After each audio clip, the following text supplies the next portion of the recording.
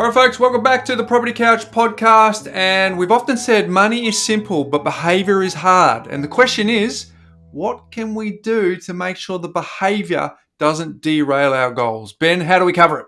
Well, mate, we're going to tell a secret that's proven in the science of research about a simple thing that you can do that radically changes your outcome. And then at the end of that, we'll talk about a little concept called sustained consistency, Ross. There we go. Ben. Secrets. Are we any good at keeping secrets? No, we're not, folks. We reveal all. Let's rip into the show. Welcome to the Property Couch, where each week you get to listen to two of Australia's leading experts. Bryce Holdaway, co-host of Location Australia on Foxtel's Lifestyle Channel, co-host of Escape from the City on the ABC, and partner of Empower Wealth Advisory. Ben Kingsley, chair of Property Investors Council of Australia and the founder of Empower Wealth Advisory, named the 2018 and 2019 Property Advisory Firm of the Year. Stay tuned as they bring you the insider's guide to property, finance and money management. All right, folks, welcome back to the Property Couch podcast. And as I say every week, Ben, welcome back to you too. Mate, thrilled to be here. This episode today is something that I've been wanting to do for a long time. So I'm looking forward to it. I think we can bring a lot of evidence-based and anecdotal information and real-life stories into what's going on here. So, yeah, I'm really excited about today's show.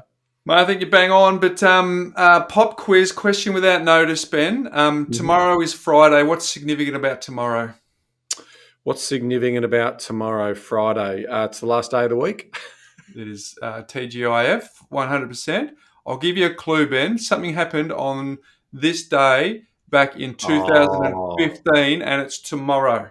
Oh, well, happy birthday. Happy birthday for us, for the podcast. Pretty quick. 9 years, Ben.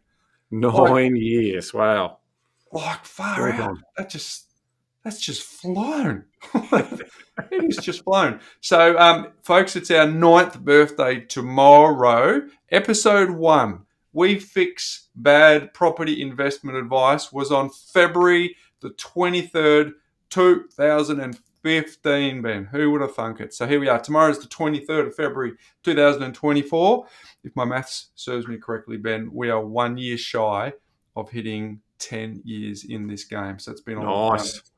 Now, as you know, throughout February, Ben, it's our birthday month, we have been giving away free reports. So I recommend you go and do that. So if you go to thepropertycouch.com.au/property report, pretty hard to remember, I would have thought, Ben, /property report. Can I tell you a little funny story, Bryce? Yeah. It's been that popular that we actually ran out of credit, so we had to buy some more credits too. I did see the people who went on there and tried to get their report. It's like, nothing's being delivered. Well, we fixed that problem now because we used our quota.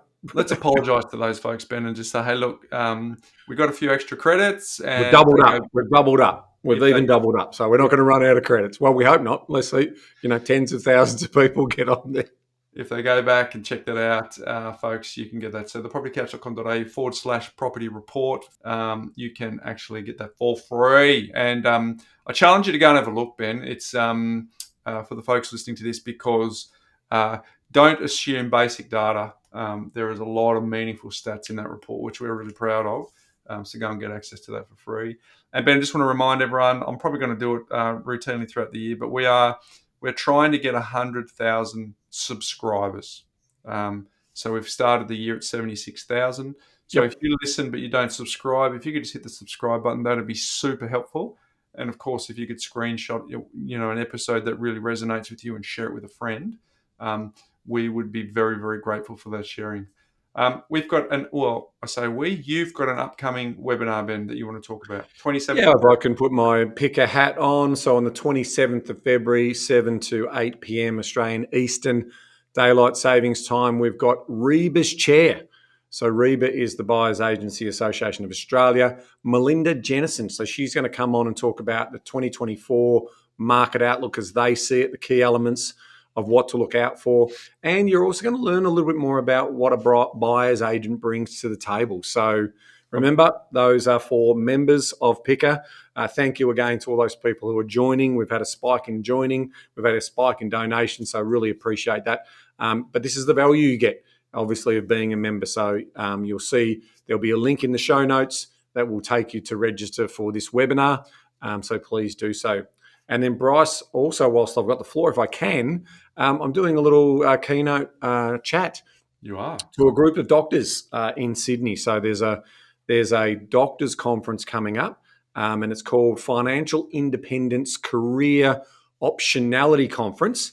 So I think they call it the Financial Independence Career Optionality Conference on March 9 and 10. So if you're a doctor, you're in Sydney or anywhere around Australia, and you want to, basically, it's a 2-day conference. I've actually got the first keynote. First cab off the rank. Hey, man, that's actually a good spot, though, when you think about it, because everyone's the freshest, they're keen, they've had to do some networking and all those sorts of things. So you're the first person that gets all the no pressure. Hey? No, I really want to build this up for you, mate. So if I was you, I wouldn't stuff it up. Like that, you have every single set of eyes on you at that point in time. There is no margin for error. Oh, no, they're all going to be souped up with coffee and everything. So I'm going to have to be on my best game, and I've got a 5 a.m. start to get on a 6 a.m. flight to get up there to do. Oh, wow. Anyway, I'm looking forward to it. So again, in the show description, there will be a link there if you're a doctor and you're interested in heading along to a conference in regards to. This is all about career optionality and basically, looking after doctors. So it's run by doctors to help doctors out. So check it out also if you want to get along to that. There'll be an opportunity to come say good day to you, I'm sure, at some stage too, yes. Ben. And we've got a lot of doctors in our community, both on the podcast community and within our business community. Correct, as well.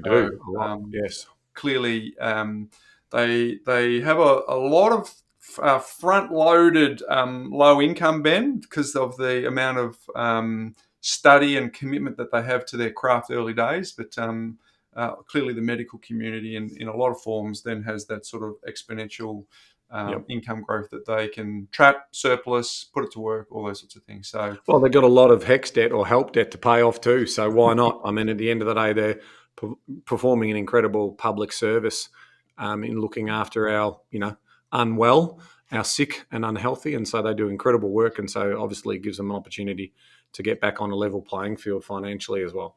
Not to be confused, Ben, that only doctors and medical professionals are in a position to invest, because that is not true. But if you are a medical professional, you do have a wonderful opportunity to carve out a bit of the tax revenue you would have given to the government and put it towards asset building, which is pretty good.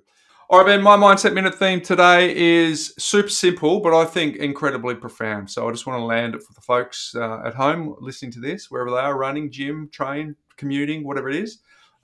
Savings means you put your money to rest. Ooh. Investing means you put your money to work. Right? Love it. Where'd that come from? Well, I unashamedly, maybe a bit ashamedly, I scroll through a few Instagram feeds, Ben, and this one popped up. Didn't have a credit to someone, but whoever's. Yeah, I mean, I like that because we always say you can't save your way to retirement, right? So saving means putting your money to rest. You might get a little minuscule return on that, Ben, but investing means you put your money to work, folks. That is a nice little what do you call it? Bumper sticker for what this particular podcast is all about. We say you can't save your way to retirement. It's a core pillar. Make your money work harder for you. That's ultimately what we're here to do. It's one of our core pillars in terms of getting people on track to where they want to get to. All right, there you go, folks. So are you someone who puts your money to work or someone who puts your money to rest?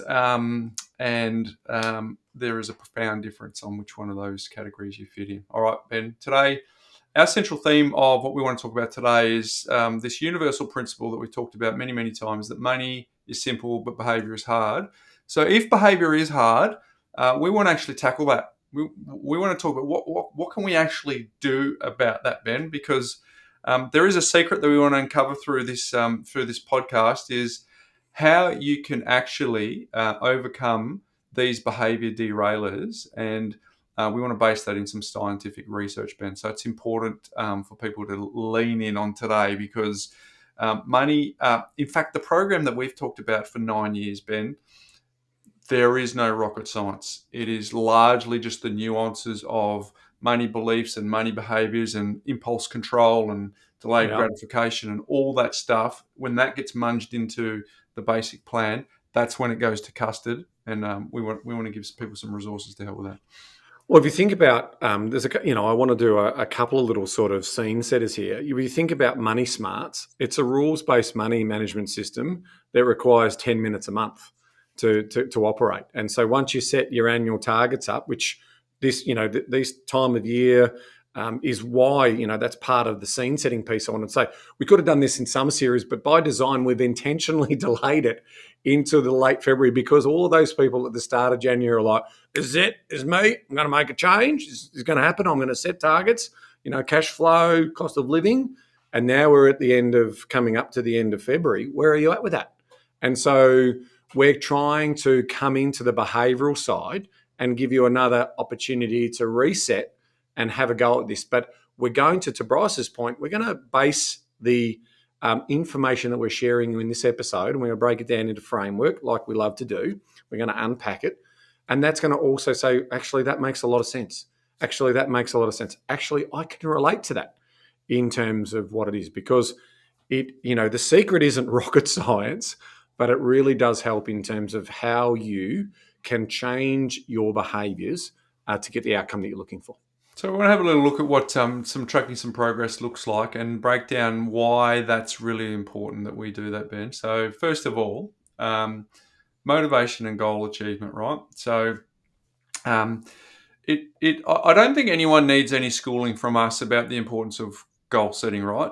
And the importance of goal setting, getting it out of your mind and getting onto paper has a 10x set of results as well. But in order for you to, set a goal, achieve that goal, make sure that you're feeling like you're making progress towards that goal, being able to track how you're going is really, really important. So if we bring it down to an analogy, Ben, if I rewind to last summer, I went to Perth. I drove there, and I had a goal to get my family from Torquay to Perth, 1, in one piece, 2, in a timely manner, and 3, to maximise the amount of joy and happiness that we received on cutting a lap left and then cutting a lap right. But there was a bunch of things that we wanted to see along the way. So we set the goal to achieve those things at certain times. I need to be in Port Pirie at this time. I need to make it to Eucla by this time. I want to actually go to Kalgoorlie on the way through to Perth, which I never ended up doing because I wanted to actually get to Perth in 3 days. So I pivoted and changed, but I was able to track the progress along the way. So we're not going to school people on the importance of goals, because if you haven't got that fundamental at this stage, I don't think the community that we speak to is not goal setters, Ben. But really being able to go, if that's where I want to go, how I'm actually going along the way is really, really important. Because if I didn't have any of that progress being tracked along the way, might have taken me 2 weeks to get there, Ben, and I didn't have 2 weeks to get there. Yeah, so you've let loose on the big secret. The big secret is the tracking the progress, but it's documented tracking of that. There's 2 ways to do it, right? There's documentation of that in terms of you writing those goals. There's the visualization of that, combination, which is really powerful. But the other one is also verbalizing that to those close to you or who you admire or respect.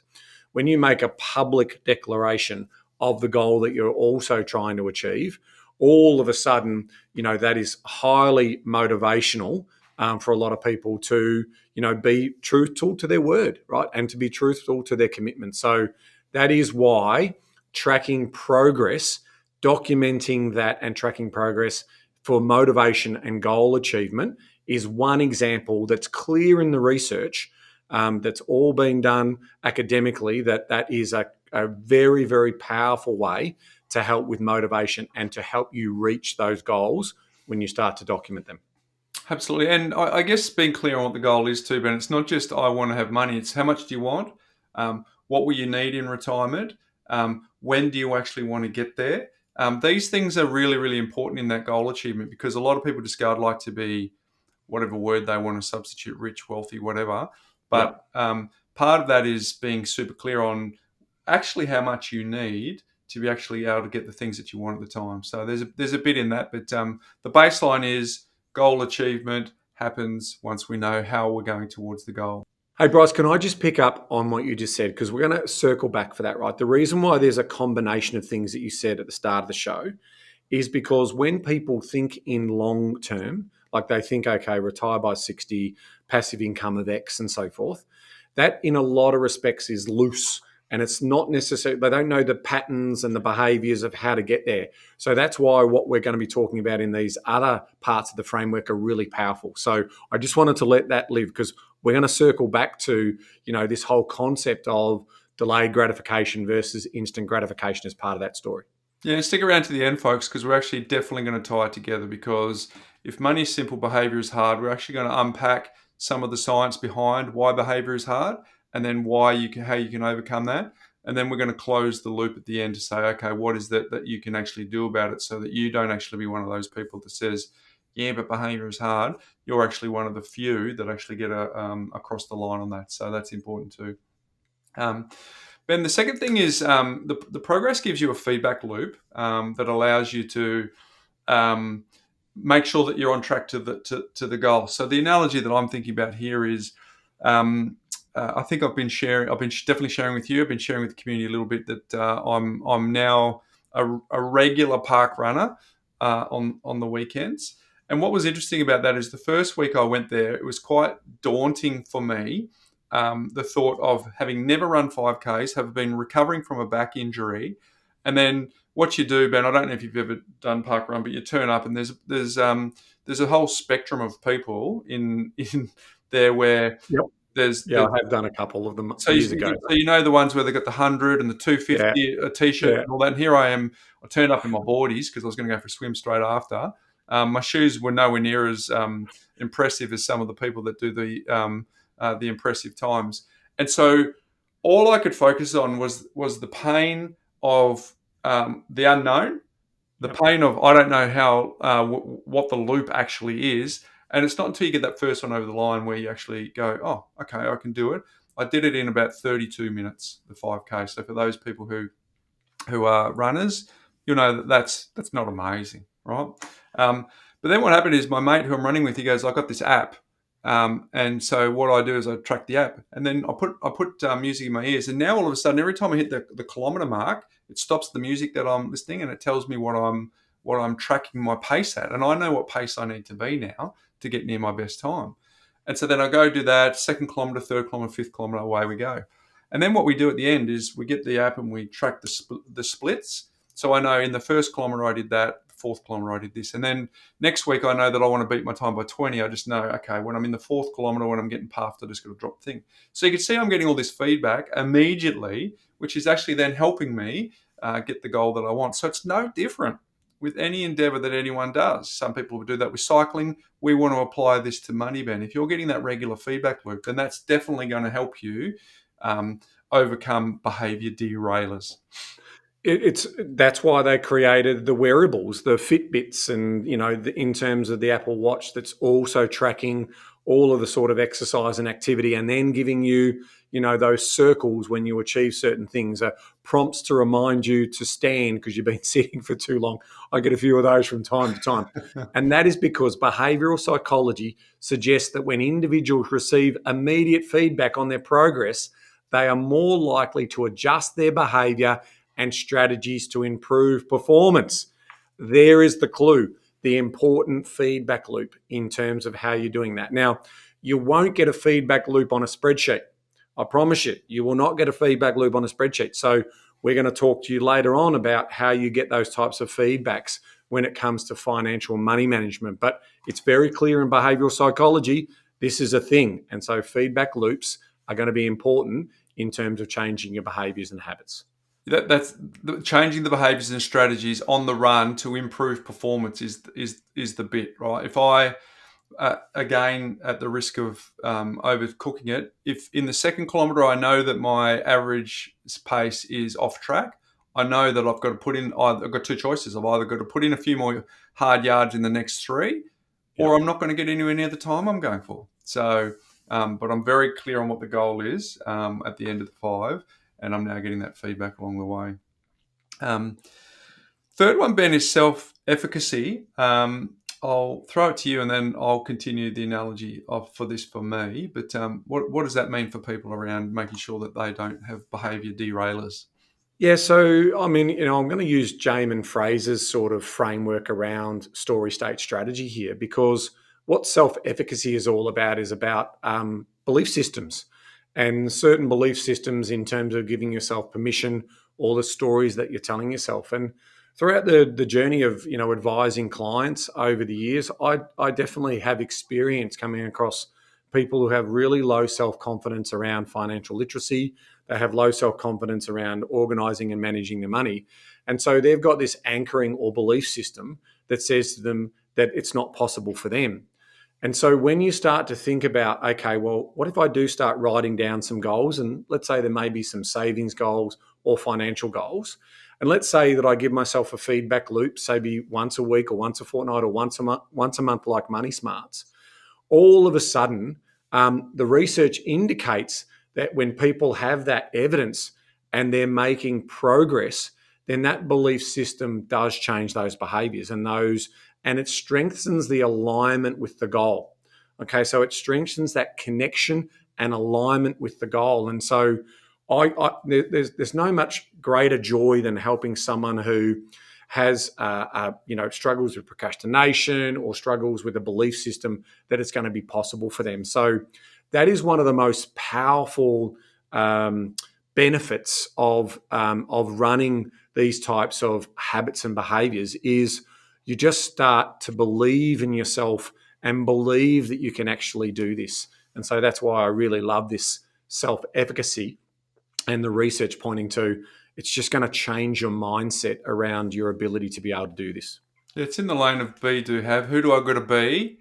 So then I know what I need to do. And if I know who I'm going to be and I do what they do, then I'll have what they have. And it's a contrarian thought process, Ben, but it's super, super important. Look, if people cannot see them getting to the finish line, that is a super challenge, right? Because if we take it back to our lane, Ben, we can build a plan for a client that has some very manageable steps. We are very, very aware that the majority of property investors stop at 1, right? So therefore, when we build a plan, unless the client is the personality type that wants us to do this for them, we're not building plans with 10 properties. We're actually building plans with 2 or 3, right? So that allows us to give them a very meaningful pathway based on what you've got, based on what you want to do, and based on where you want to be. Here is the roadmap you need to take. Now, we're doing scores of these properties, these plans every month, Ben. So why is some people succeeding and whilst others aren't, when we're not taking on extreme levels of debt, we're not taking on extreme numbers of properties in the portfolio. We are playing a get rich slow game. We're asking them to keep their eyes on next decade, not next year, all that sort of stuff. It's because if they have something in their mind that derails their belief in themselves to achieve it, they will act on that evidence. So, therefore, being able to track your progress will help game that. And a lot of people have family tree issues around beliefs.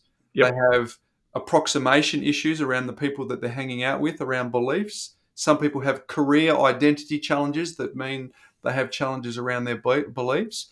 But all that external noise can be not overcome, but can be significantly helped through this self-efficacy, Ben, through the progress. If you're seeing these incremental wins along the way, you then get to outwork your self-doubt through evidence, through that process of seeing that progress. And just as a sidebar here, when you do get, say, a personal trainer or a tennis coach or a property investment advisor or a financial planner or a mortgage, whatever that looks like for you, that could start you on that journey, right? And it's okay to have that concern, that level of self-doubt early, but having that sort of trusted partner, that accountability partner as part of that can just get you on that pathway, okay, where you just say, well, maybe it is possible. And that's where obviously detailed money management and cash flow analysis and sequential, setting up of a detailed plan makes the invisible visible. And so that gives a little window of opportunity for those people who carry a lot of high level of doubt, or they're really, a risk adverse, that opportunity to explore. And then, that's when obviously the feedback loops, the stress testing, all of those things, again, the combination of everything that we're talking about here in this framework is going to be a very powerful combination for taking action and basically making progress. Nice. Now, my life hack, Ben, stick around for that, because I'm going to tie into this, all of what we're talking about today with my life hack as well. But the next scientific evidence approach to why progress tracking is really, really important is because it helps with habit formation. And we were very fortunate to have James Clear on our podcast, Ben. He is probably the poster child. I know James, is it James Duhigg? No, it's not James. It's someone Duhigg has a habits book that is very, very popular as well. But James Clear is very, very popular with his book, Atomic Habits. And right down to the analogy in that book where he talks about whatever habit you want to form is getting your environment and upstream sorted. So he uses the analogy of someone who wants to get to the gym every day. The win is in the book, he talks about the win is hailing down the taxi, because he said, as soon as I've hailed down the taxi, everything else flows from there. So that's the crucial point. And then to reverse from the crucial point of the taxi is, what are the little behaviors on it? Well, before I go to bed, I've got to make sure that there's no resistance in me getting up going, oh gosh, where are my shoes? Where am I running? Where's my water? Sneakers beside the bed. Yeah. All that sort of stuff. So this is really important, that if you're tracking progress, this is the little habit. This is the little stacked upon compounding impacts of these little habits that mean if you can see your progress, that will continue to reinforce that the habit should stay an important part of your life. Yeah, so according to the research, documenting behaviours and outcomes can make individuals more conscientious and conscious about their actions, therefore reinforcing those positive behaviours and discouraging those negative ones. So similar to the way in which you journal, Bryce, in terms of, reflection, time to think about those type of things, so that is no different. I mean, even in businesses, right? The habit formation is, we've got to record the sales, we've got to record the expenses, and that gives us an idea of how we're progressing. So it's right throughout life in terms of how you're going to be able to do that. But if you don't have a framework or a system or a process to store that information, to store that data, and then being able to reflect on it or get insights from it, it's going to be very, very hard for you to form those habits when it comes to financial money management and financial literacy. Because I know my progress, Ben, if I tie it back to parkruns, because I know my progress, because I know what my splits are, and because I have someone who I do it with each week, I turn up with habit at 8 o'clock every Saturday morning to help me reinforce the progress that I want to make, largely because of the progress that I'm seeing during the week. So we've covered sort of the motivation, the goal achievement. We covered you're getting a feedback loop. We've covered the self-efficacy, the belief in yourself. We've also covered habit formation and the behavioural change that comes from that. What else is next, Ben? Yeah, so the next one is this emotional well-being. And, I've shared a couple of times on the podcast that I had high levels of anxiety. I used to stress about finance when I was younger. I grew up in a household where there was lots of arguments around money, and I never wanted to basically build that into my system. And so I can tell you, from a factual, evidence-based, my story, as I was able to create over, a couple of decades, my financial wealth and my wealth building that was going on, all of a sudden it had an enormous benefit for me around anxiety. I was always panicking, worried about, where my next dollar was going to come from. So over time, I was able to quell a lot of that financial anxiety down and rebuild my belief systems around what was possible. And so I'm a testament to this well-being story that comes off the back of showing that progress. And so whenever I would potentially worry about spending something, it's very easy for me now. I mean, it's second nature. I look at wealth speed and my wealth clock, and I can understand very clearly, because I've got now a high proficiency in, financial literacy. It's really easy for me to know exactly the decisions that I'm going to make and how they impact my family and my life.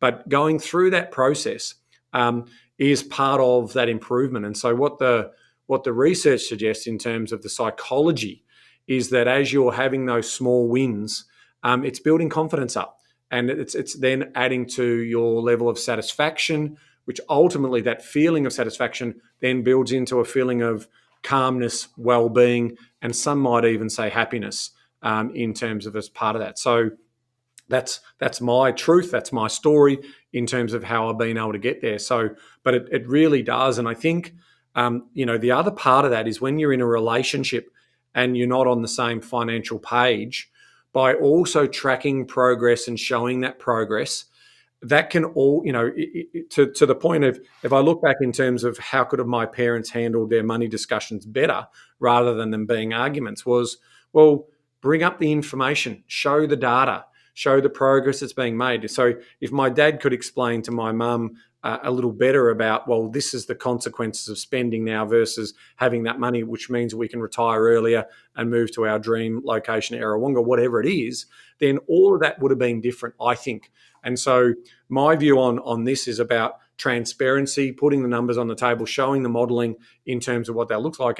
And all of those, then the tension and emotion in those conversations then gets adjusted for what is near-term decisions versus medium to longer-term decisions. And I reckon that would have greatly improved the way in which they operated around their money situation. And I think I've really tried to take that into my own household in terms of how we talk about that, and why obviously we use Money Smarts and why we use the More platform as part of that story.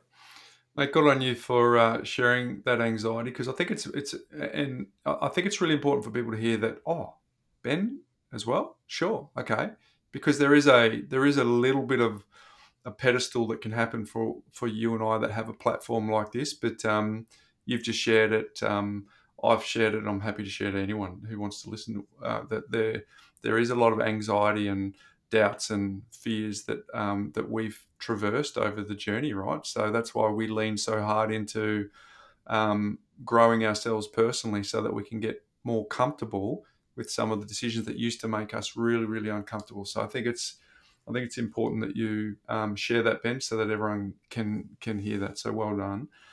Comparison is the thief of joy, right? So the theme here is, if you're comparing to people who have got more than you, that can be the thief of your joy. Whereas if you compare to where you are from where you were, that actually helps straighten you up to go, it doesn't matter what they're doing. So I think I'm going to keep the theme of the park run going here, Ben, just because it's so relatable.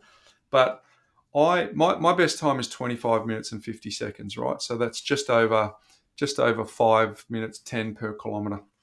And it can be pretty disheartening, Ben. So if you can imagine, we start and finish at the same spot, and we go out and we go little hairpin, and then we come back on ourselves. So about, 80% of the course, you're just running back on yourself. So what happens is when I get to about the 2 kilometre mark, the fastest runners have already been around the hairpin, and they're already coming past you back up the hill before you've even got to the halfway mark. That can be really, really disconcerting, right? But if they're comparing to someone else who's not running, who's done it in 16 minutes and they do it in 17 minutes, that can be the thief of their joy, right? But if they're actually just comparing to the progress they're making, which is why I'm focusing on the splits. And I genuinely think that there was a time where I would probably have thought, compared myself to the 50 runners that come in before me. But now I literally find it super simple and super straightforward to just compare to myself and compare to my own time And it definitely, I go with a mate who beats me all the time. I go with my 11-year-old son who beats me all the time. I go with my mate's 8-year-old son who beats us all, right? So if even in that little comparison circle, I come last, but I'm still making progress on where I started and where I'm usually going at each and every week. So the emotional well-being that comes from comparing to me rather than comparing to someone else is important. I think that's really important here. That tracking of progress allows you to go, hey, I'm on the path.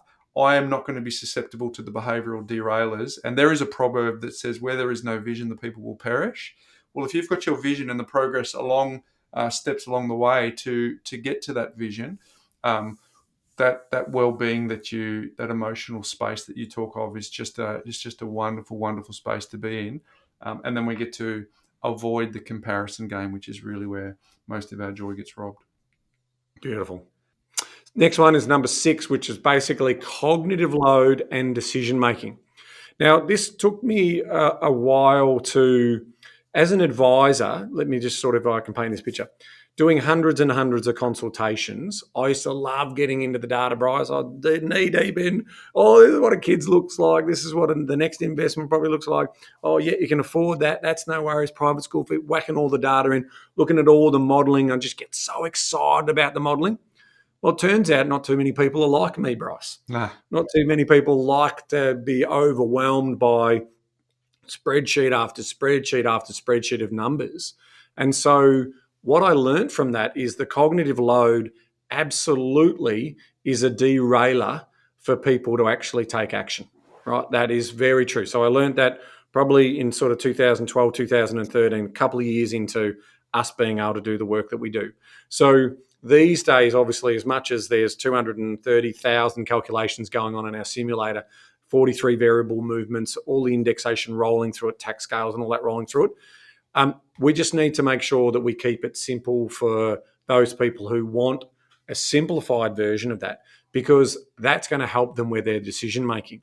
So once they know that that's fine, you guys are the professionals, you can answer all of those questions that we may have around the sequencing and whether that's plausible, whether that's going to work, whether we're going to break the cash flow bank or whatever it's going to look like. But from my point of view, that cognitive load does play with the decision making. So it's really important that you try and keep it simple, and then it then makes some of the decision making a little easier, because one of the more challenging things that people face is how they think about their big rocks in their jar, how they think about what's going to happen. Do we renovate? Do we put a second story on, or do we, the family's getting bigger, or do we just sell this property and buy another one? Just that thought process enough in itself is like, I don't know what we're going to get for our property. I don't know what are we going to be able to buy? People then just go into this spiral of procrastination in terms of, and very rarely get along to doing anything. We've got great neighbours up in one of our Sydney properties, and they've been sitting on wanting to renovate their property for about 15 years, and we still have a fun joke about it. I've seen the plans. I know you've got the plans ready. They've been ready for years. When are you going to take action on actually doing that? And I think it's because it's challenging, right? There's lots of big decisions that need to be made as part of that. So it really is clear, and this is what Bryce was saying at the start of the show, there are some derailers. These are some of the bigger ones, right? So if that cognitive load is too heavy, if that decision making is too difficult, just bounce it off a trusted advisor. Bounce it off someone who you respect in terms of their knowledge and discipline in that area, because again, the research shows that when you do that, and then you can clearly then sequentially organize your thoughts and break it down into sub-actions and smaller decisions that add up to the bigger decisions, then all of a sudden the stress levels go out of that, and then ultimately, you're able to do that. And so that is coming back to the power of tracking that progress as you break down your bigger goals into those smaller goals and you track them. You still got to put time frames on them. You still got to put, if they're financial targets, you still must put those targets on there. You got to hold yourself accountable, but to the point of breaking it down into sizable pieces that you can then comprehend And if you then start hitting those smaller milestones, that's your feedback loop, remember, that we just talked about. And then you're getting that constant feedback, and all of a sudden your confidence grows, and then your levels of happiness grow. So you can now start to see how all of these components start coming together.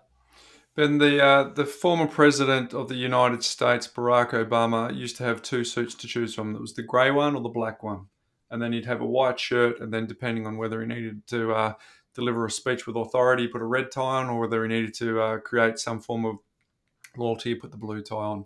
So the decision that was required for him in the morning was pretty simple. Am I wearing black or grey today?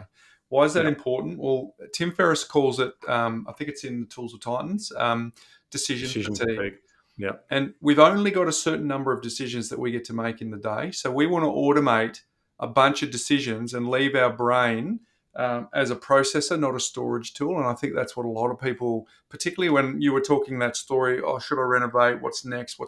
That whole sequencing? If you're doing the sequencing in your head and trying to store a whole bunch of stuff that's coming up, oh, by the way, what am I having for breakfast? Oh, and by the way, what am I going to do for dinner tonight? Oh, and what should I actually wear today? And what's going on? The idea is to minimize the amount of decisions that you need to do in a day in an automated fashion, so that you can then actually leave the brain capacity. Because once you've used the credits in the day, there's no more coming back. You got to top them up next day. So you don't want to waste those credits on what do I need to wear, what do I want to have for breakfast, what do I want to have for lunch, what route am I actually going to get to work today.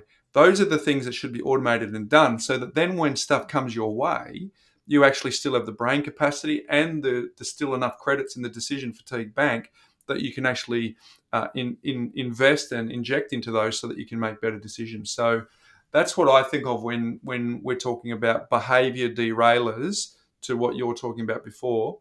This stuff should be done and automated. And if you can actually see that you are on progress to the work that you've done up the ground already, and then you can see the little milestones along the way with progress, you're like the president of the United States then. That is in the same category as, do I wear the black suit or the grey suit? It's in the same category, am I on track or am I not on track? And then you just get on with it and use your credits somewhere else, Ben. Love it. Absolutely love it. So, I mean, there's some messaging and some meshing of the discussions that we're having so far. So let's just quickly recap on what we're talking about. So motivational and goal achievement shows up in the research. Feedback loop shows up in terms of building those habits and behaviors. Self-efficacy in terms of beliefs. I can actually do this. This is for me. Building those, habit formations and behavioral change. Look for rules-based systems that allow you to follow the rules and follow proven success of what other people have put together. You're running a marathon, break it down into components, but take the advice of people who've run lots of marathons before in terms of their training regime. Don't try and create your own. Just basically leverage off those experts who have been able to do that. The emotional well-being that comes with that feeling of progress, that feeling of lifestyle by design, that aspirational element associated with that. Again, when the cognitive load, I love that saying Bryce is saying in terms of, storage versus solutions and what decisions that you're making. Put all of that stuff into a platform, put all of that stuff away and have it as a reference tool. Trying to do all those calculations, Jed, you simply can't do them. I said to you before, 230,000 calculations happen in our simulator software as part of the work we do for building property plans and strategies. You're not going to be able to do those in your head. So, separate those out. Get that trusted advisor partner as part of that. And that leads nicely into, this next point around social and comparative aspects. So this is an interesting one, right? Because in psychology, you were talking before, Bryce, about your 8-year-old friend's son beating you and running. Some people can use that as a motivation to go better. Some people can internalize that and tell their own story about, look, I'm only competing against myself. That can happen. And I've now started playing a lot more golf, and I play with a lot better golfers than I do. And I can tell you, I'm far worse than they are. Do you know what they call it golf, Ben? Why is that, mate? All the other 4-letter words were taken. Yes, I like that one. Nice dad joke. Throw it in there. So I think from that, to drop some of these good dad jokes, mate. I think yeah, I'll just keep lining them up for you, mate. And you can just keep landing them. So I think that this is an important one around social context in terms of, so tracking progress can sometimes lead to social comparisons, which can, again, be both motivating and demotivating. So coming back to story state strategy, how are you using that story, right? We have talked about social envy and, social media platforms. I think they're horrible in terms of how they make people think and how they make people look and how they make people act. It just is crazy in terms of the way in which I'm seeing that change society. Could you imagine being like a fly on the wall at a Taylor Swift concert, Ben? Like, you're the fly on the wall just watching Taylor Swift, and then you're looking down at the 80,000 people watching Taylor Swift through their phone. Yes, I never quite understood that they're doing that, but obviously that's about them having their moment and potentially reliving that moment. I don't mind. I don't mind it, but for me, it's just not. I just can't see any value in that. I much prefer to be in the moment and try and reflect on that. You're such a dinosaur, man. You're such a dinosaur. Yeah, I know. I'm such a dinosaur. So this is really important, right? Because we some of the questions you often get asked when people are coming in for initial consultations or whatever is around this idea of, so how do we compare to, people like us? So people are looking, some people are usually looking for that validation and I reckon that's probably 10, 15, 20% of people. There's the other sort of, I reckon 80% of people, and I'm making those numbers up. They're not based in science, but anecdotally, they're like, I really just don't want to know what their wealth speeds are or whatever and I don't really want to know what mine is either. So we're really clear about, I know that there's an audience out there that just don't want to listen to what we have to say because they're not necessarily aspiring. They're not necessarily trying to be, and in some cases there's a potential level of embarrassment as part of that. So even though, we're talking about tracking progress and so forth, that's really about sort of saying to yourself, well, if that motivates you to try and be better, then use it. It's a superpower. If it demotivates you, then to the point, don't use it, right? Move past this social comparative aspects because that's what the research shows.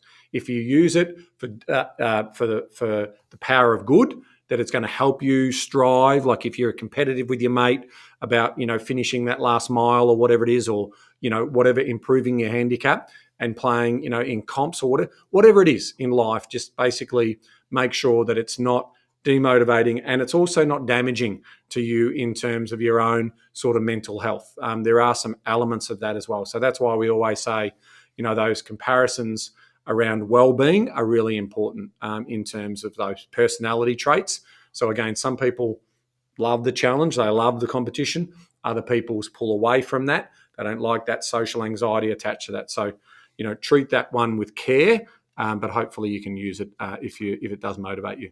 You talked about that being motivating and demotivating. I think that's 100% true. And I think the reassuring thing for most people who hopefully are listening to this is there's not much that you have to do different to be able to be in the positive trait of comparison here, because most people won't do the basics for long enough, for sustained repetition long enough for it to actually be a challenge. So what most people do with the comparison thing and where it works negative for them is they go, okay, I'm going to compare myself usually with the people in your street.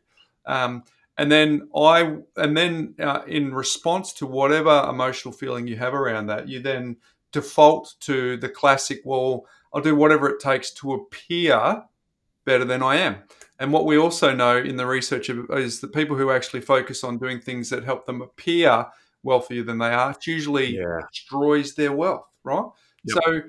So coming back to our point, this helps you, because I've said before, comparison is the thief of joy. So if you're comparing yourself to your neighbours and that gets you into a game that you don't want to play, if you're actually using it, seeing that progress to compare yourself on consistent, sustained, turning up, prepared to do the things over a long period of time and have that compounding in your favour and not playing the other game, well, then that's when you'll be able to be on the positive side of that comparison, Ben, and then hopefully that progress will keep you motivated. Beautiful. Well said. The next one is around accountability, and I don't think you'd need to look too far for evidence of accountability, whether it's turning up at a PT, whether it's having your coach turn up at 5 o'clock in the morning, going to swim your laps, whether it's having the peloton that you ride with every Saturday. For me, it's turning up every 8 o'clock to do park run. If it's a personal trainer, clearly the accountability has proven across a ton of fields. We're an accountability partner for our clients, Ben, when they build a plan. Just there's no surprises or rocket science here, other than it is a very powerful motivator. So if you are actually seeing the progress, makes you accountable to not missing out. And you know, Ben, that I had a sore back last week, and I'm just in the tail end of fixing that. What it meant, Ben, is I couldn't turn up to parkrun on Saturday, and that accountability was actually starting to work positively for me because I didn't want to miss out. I wanted to be there. I wanted to check against my time. I wanted to check against my my running mates, and so therefore I'm not looking for the easy excuse not to turn up because I actually have seen all the progress that I'm actually making. So it is a very, very powerful motivator. It is that, you know, it's demonstrated across so many disciplines. It's ridiculous, but the progress giving you that level of accountability is really, really important and stops the behavioural derailers that we're talking about this whole episode. Well, and we've obviously referenced the external access to helping access someone who can give you that accountability, but honestly, the buck does stop with the individual. If you can develop internal accountability systems, so you talk about doing your hard, Bryce. You're going to do your hard early. You're going to do like which decision you're going to make, and I use that for my boys around their study. I mean, obviously, they're like any other teenage kids, and they want to basically game and play sport and all that. But there's homework to be done. And ultimately, it's a question about which hard are you going to do? You're going to do the study now, or lose that opportunity of schooling, and then only to have to play catch up later on, or are you going to organise yourself and hold yourself self accountable to be able to do that? And I think that's again about documenting that progress and writing that down about who you're holding yourself self accountable is very powerful in terms of what we're talking about here. So, again, it doesn't need to be said a lot. It's been well documented. It's right throughout the literature that accountability and self accountability is the most powerful superpower you have to be able to live your best life and live lifestyle by design. If it is to be, it's up to me, is a great saying that comes from that self accountability. All right, let's bring this home, Ben, with the final one. Yeah, so perception of time and effort, right? So this one is a really, really powerful one because this is the problem. So we wanted to talk about the secret around, financial well-being and achieving financial success. This is where most people fail in terms of trying to achieve financial peace, right? Because the perception of time and effort, my retirement's 20, 30, 40 years away. It is just so far in the distance. And so the immediate effort that I put into that isn't going to give me that benefit now. And so we today, everything on demand, everything instant access, and I want that gratification and that feeling now. So I'm not using that delayed gratification. And so it definitely shows up in that sort of research that's what's happening, right? This ability to just not close by, so I'm just not going to start. And where do you start? I mean, it's the same sort of thing about, I don't know, walking across from one side of Australia to the other side. It's just so hard to fathom that people just don't even want to start, as opposed to breaking it up over time. So I think, I want to talk more to this as we close out the episode, but this one is one of the biggest deal breakers when it comes to setting up a money management system and sustaining that money management system, because they are just not, in their minds, making that progress. But that's why tracking and reporting is such a critical element of changing that perception and changing those behaviours and then getting the results that you want to see. Delayed gratification is the second most important thing that you need to be able to conquer, Ben, if you want to be successful. And let's just talk about money and investing. It's the second most important. The most important is having the ability to actually take action. But outside of taking action, the second most important thing is delayed gratification or impulse control, right? But it is largely very, very difficult to do. So people, if we could all do it easily, that it wouldn't be something that we continually talk about. So the fact that you can use progress as a way to actually give you the patience around delayed gratification that is required, that is one of the very, very important elements of success.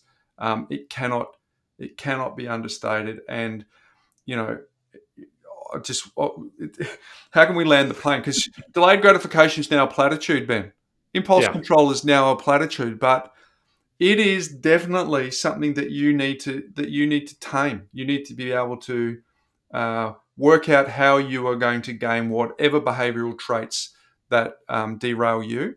Well, if you can see some progress along the way, that's going to go a long way to helping you do that. And I mean, we are blessed because Bryce and I obviously work in a business, and we get to see the feedback from our team of people, and from our own experiences. In when Bryce was obviously buying properties for our clients, when I'm doing property plans and mortgage loans for our clients, over those decades of working with customers and so forth, this podcast is all about finding the pain points and then building solutions to those pain points.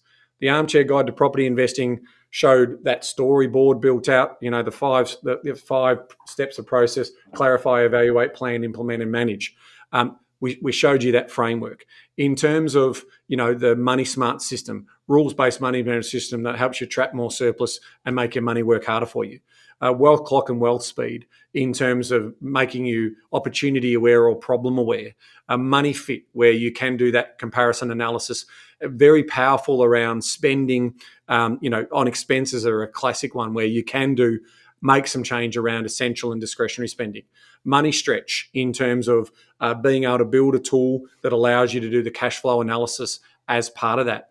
And so what we've tried to do through this pod and through the products and tools that we build is all about helping you overcome any of the barriers that you have, because you've got tools available to you to be able to do that. So the More platform has ingested all of that information in there to allow that to happen. And this is why we've what we released in terms of my financials at the end of January, and also now this historical tracking, this connects into this most powerful point around delayed gratification, but also the most powerful point that we've just been talking about here today, which is tracking progress.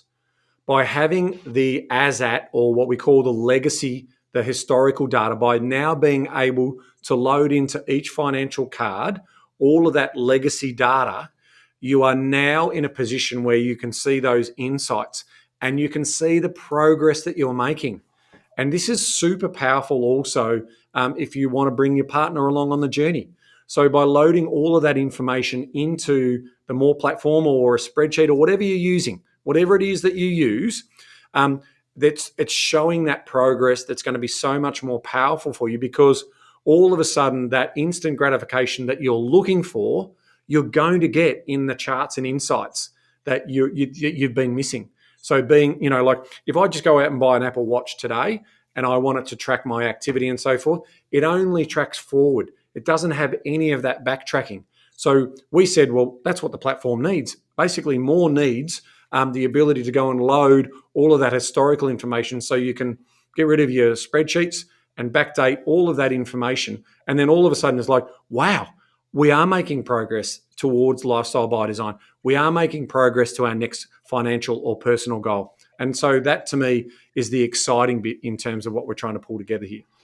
Yeah, we quoted James Clear before, Ben. I think if you can remember 2 or 3 key concepts from a book over time, that's a real win, right? Because we're knee deep in it when we're reading, but we don't remember everything. One of the things that I think was profound from that book was you don't rise and fall to the level of your goals, you rise and fall to the level of your systems, right? And so what does that actually mean? Well, when our human behavior kicks in and we go the line of least resistance, we want to actually fall at that point and be underpinned by something that has already got the goal in mind. And so the point of that is, if we rise and fall to the level of not to the level of our financial goals, we rely and fall to the level of our systems. An important part of that system is seeing the progress, and that system will keep us on track. If I can just go in and go,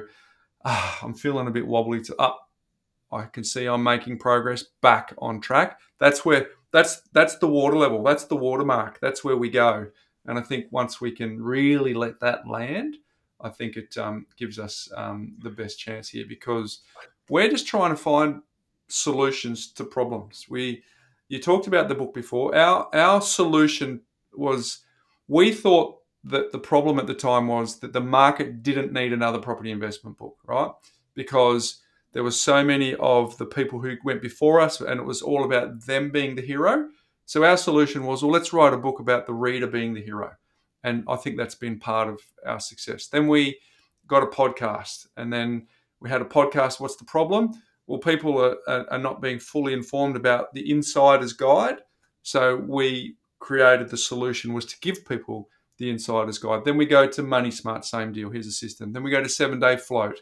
Well, your year is broken up into 7-day increments generally. So why don't we give you a system for that? And then as a result of that, the next problem was, are you trapping surplus? Well, the solution was, we show you a way to do that. And then once you've trapped some surplus, where are you going to put it? Well, the next solution was to buy an investment property. And then the problem was, well, how many of these do I need? So the solution then becomes, well, you can get a plan for that. And then how do I stay on track? Well, you use more. So we've tried along the journey to give people access to resources. That was a problem that we saw. And then here was the solution that we said to overcome it. So we talk a lot about Money Smarts, Ben. We talk a lot about downloading our More app. And some people could go, okay, here we go. They're just talking about, well, it's a free service designed to do all of the things that we've just spoken about in this episode that allow you to fall to the level of your system. So if you've done all the work, when human behavior kicks in for most people, you've actually done the work to go, all right, well, it took a bit of time when you first saw the US debt clock, to then filter that in your mind to go, oh, I think there's something here. Why don't I think about that as a wealth clock? And then it ended up on the wall in our boardroom when we first moved into the building back in 2016, where you got a marker pen and you drew some dials, and it took some time for it to become what it is. But now, if you're feeling wobbly, you drop to that level of the system. And you go, oh, I'll just go and check my dashboard of instruments, and you go, okay, well, my wealth speed's moving forward, and my wealth clock is in the right spot. So those are the reasons why we're encouraging people. Now, to your credit, before you said, if you're using your own spreadsheets, fine, that's fine. But we're just saying to those people, I said before, you don't have to do much different to beat to beat the neighbours or whatever, because they're generally playing a different game of looking wealthy or looking successful. If you can find that level, Ben, we'd love you to use more. But we would genuinely, truly love you to use more. But whatever it takes for you to be Barack Obama and say, I'm only making a decision on the black suit or the grey suit today, that's essentially the goal that we're trying to achieve here. I love it. And, to sort of summarise some of the sort of key themes out of James Clear's book is what we're also doing in terms of putting them into practical application. So he talks about habit tracking. He talks about immediate feedback. He talks about visual cues and motivations.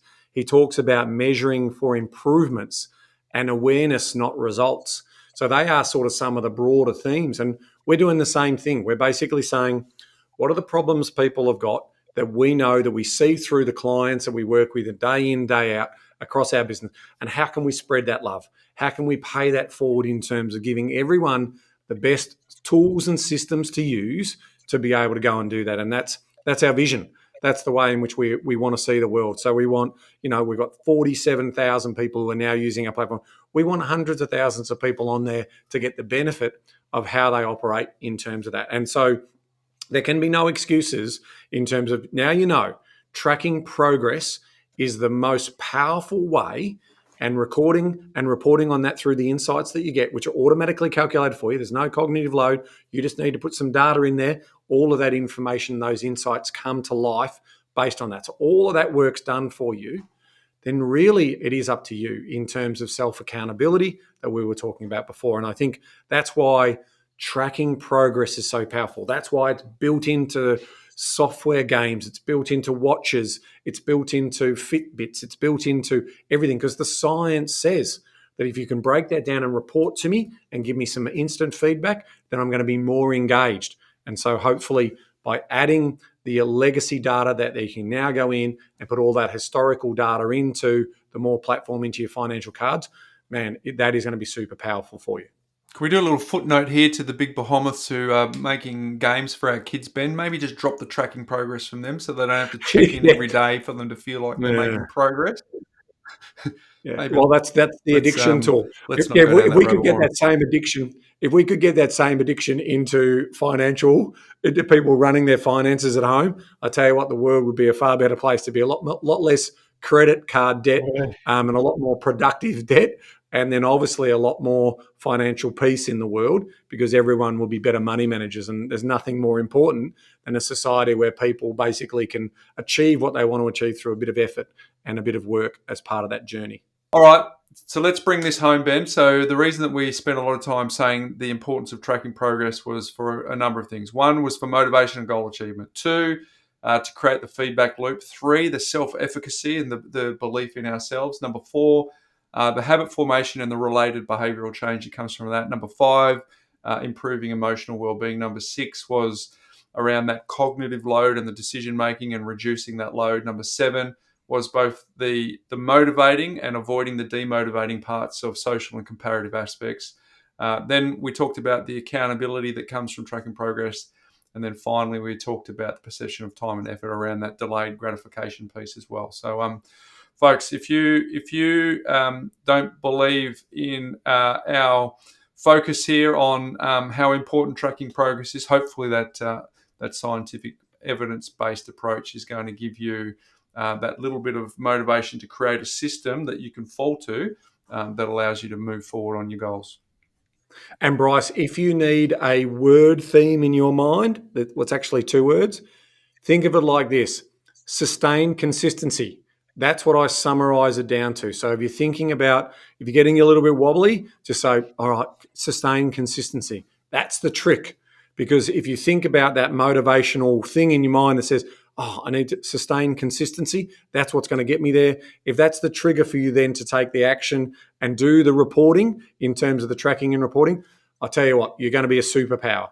You're going to be a superpower when it comes to your money working harder for you. So if that's just one of the little takeaways in terms of summarizing, condensing that down, sustain consistency. In anything you do in life, you do it well, you'll thrive in terms of whatever pursuit you look after and what you're attempting. Love it. Very good. That's a wonderful takeaway for people. All right, my life hack today, Ben, is set limits on your learning time. So growth comes from this formula: learn, then apply, then learn, then apply, and so on, right? But what happens with procrastination is it looks like this: learn, then learn, then learn, then learn. And that's been a big shift for me probably in the last 18 to 24 months around that.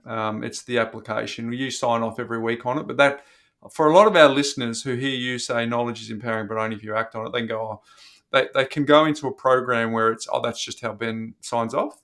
But if you actually go back to the origin of why you said that way back in the beginning, it's because there was a very deliberate programming that you wanted to break in signing off that way. So learn.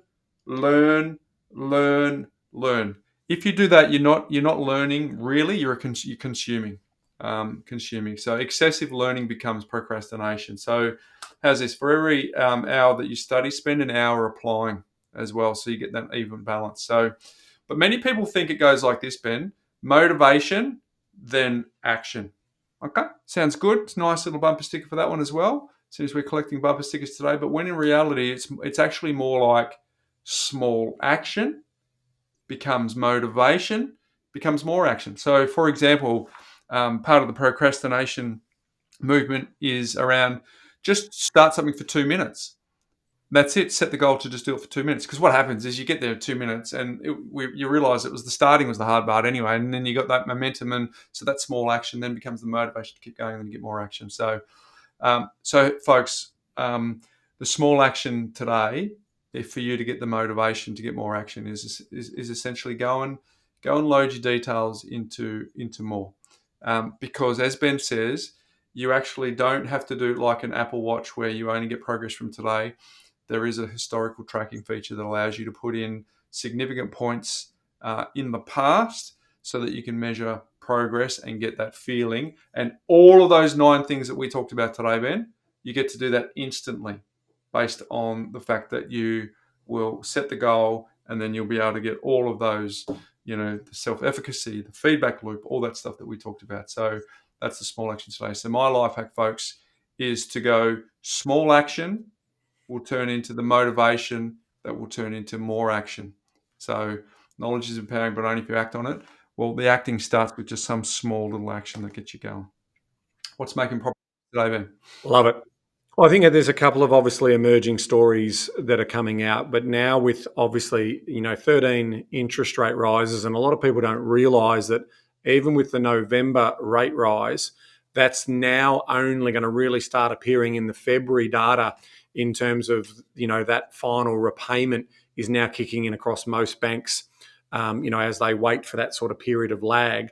Now, that's also showing up in some of the reports coming out. So we saw Westpac's CEO, he's sharing a little bit of proof around some households are struggling with cost of living. So it really is important. So their 90-day, sort of arrears is definitely increasing. It's coming off a low base, but it's definitely on the rise.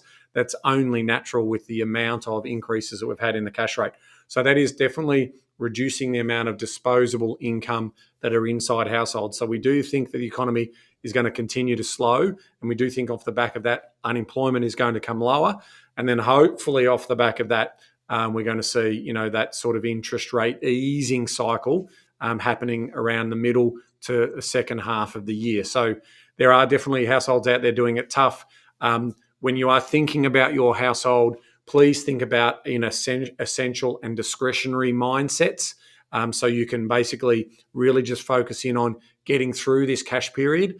Try not to sell an asset if you don't have to, especially an appreciating asset to that point. You can potentially sell other assets that you haven't used for 5 or 10 years that might give you a little bit of cash flow kick. But yeah, so that is obviously a story around, some of those challenges. And so that's really going to flow into the property market, which is surprisingly, it started a little bit stronger than I expected it to. If you think about where we were at the end of last year, supply was increasing, growth rates were slowing. We've actually come out of the blocks in the first 3 auction weekends in pretty good shape, a little bit better than I expected it to. So it's going to be interesting in terms of why that's the case. Are all those people who are anticipating interest rate cuts at the second half of the year, are they all bringing forward their actions? I think they are. That's probably a logical part of that. And so another little bit of advice, if property is on your radar this year, you need to be doing stuff now in terms of getting yourself lined up. To Bryce's point, there's a lot of preparation work that needs to happen to that. So please, if you need any help on that, you know where to find us. But ultimately, if you want to beat the rush, the second half of year rush, now's not a bad time to be thinking about that and getting your finances in order if property is on your radar in 2024. Ben, just also interesting in the media now, there's a lot of stories around the rental vacancy is obviously going to get worse, which is no surprise to long-term listeners of our podcast. But the headline keeps on talking to an increase in homelessness. So that is definitely something from a social impact that is not ideal. And it can feel a bit frustrating when you see these, because it's kind of like, and what did you expect otherwise? And I'm clearly not talking to the homelessness, because that's not a great social impact. But if you've, for over a decade now, you've been creating disincentives for property investors. In particular states, you've been creating large disincentives for property investors. it's just mind-boggling how that lack of connecting of the dots is, and with no narrative towards the greedy landlords. Bring some incentives back to create supply. Bring some incentives back to get more property investors into the market, so that they can help more people get into roofs over their own head. It still boggles my mind. It's incredible. I mean, I actually tweeted an article that came out of Argentina with the new president, who I'm starting to admire more and more with his free market policy approaches. But they had chronic rental problems over there. They had chronic shortages, and it was all designed by well-intended governments and regulators who thought that they were doing the right thing by putting rental freezes and rental caps in. It just backfired. And so this article really does a great job in articulating the problems that occurred, and then ultimately now he's undone all of that problem, and now the reinvestment that's happening. And guess what happened, Bryce? Rents are coming down in Argentina. Rents are coming down in Argentina. So that just says to you, the natural laws of supply and demand are actually sorting that out. Is that wow? So I'm telling you the fundamentals of economics, which is open market economics, Bryce, does lead to, if there's an opportunity, investment comes into that opportunity. When that investment comes into the opportunity, it puts price pressures on the downside. That's as simple as that. If you start taking or manipulating the market, you artificially affect the market, and then ultimately you have those unintended consequences, which is what we're obviously seeing happening overseas and what's being promoted by the Greens Party here, and it will be a friggin' disaster. I cannot stress that anymore. The rental market, what we're seeing in Victoria is already a disaster. Yeah. So there we go. All right, mate. Thanks for sharing what's making property news. There you go, folks. Hopefully a big episode for you to think about in terms of what it takes. Now, just a reminder, you don't have to do much different to anyone else to actually achieve your goals and stay on track and all those sorts of things. So hopefully that's helped. If this episode's resonated with you, please take a screenshot, share it with someone you know and love who you think would benefit from this. And don't forget thepropertycouch.com.au/free report. And if you want to check out more, it's spelled MOOR.com.au. So Ben, until next week, when we've got a very special guest who we're looking at, excited about, Eliza Owen from CoreLogic, dishing out all the data for the benefit of our community, mate. Until we catch up with Eliza next week. Knowledge is empowering, Bryce, but only if you act on it by tracking your progress, and having sustained consistency. There you go. Sustained consistency. What a great way to sign off. See you next week, folks.